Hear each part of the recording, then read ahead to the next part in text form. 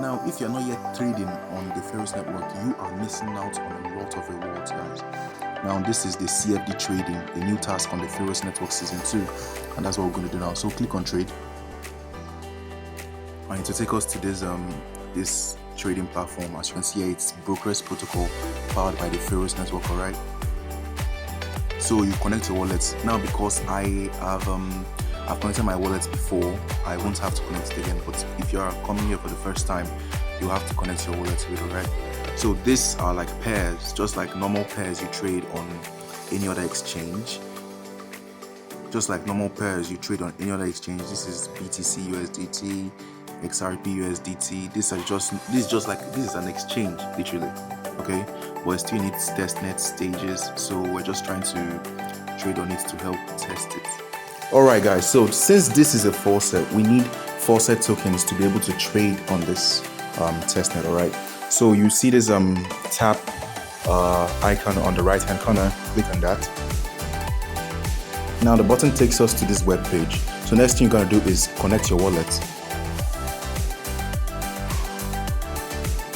Alright, so this is how it looks. Now because I have already connected my wallet and claimed faucet, you can see it's already ticked green for me. But since you have not done anything, yours will just be colorless, okay? So you now have to, after connecting your wallet, you have to switch to Pharos Network, claim faucet and all that stuff.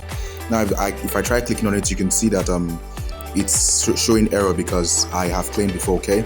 So just do that and you are good to go. So now we already have our faucet. What's left of us is to go ahead and trade on the platform. So as always, the first thing in trading is to pick a pair you're going to trade.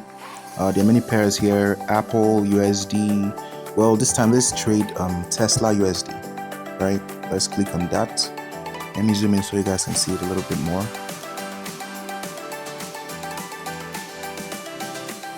Alright, so here on the screen you can see that this is the same thing you get on any normal centralized exchange. Right? You can see your order size, you can see your leverage, you can see your take profit, your stop loss. These are just stuffs you can choose to use if you want. So let's set our order size. Let's use 20 USDC, and our leverage will use 20. Let's use the same 20. Alright, so you can also choose to set your take profit and stop loss, and you're good to go. So click on open position. Yeah, so now if you look at your available balance of USDC, you notice that it reduced by 20 since we used just 20 USDC in this trade, okay? And let me zoom out a little bit.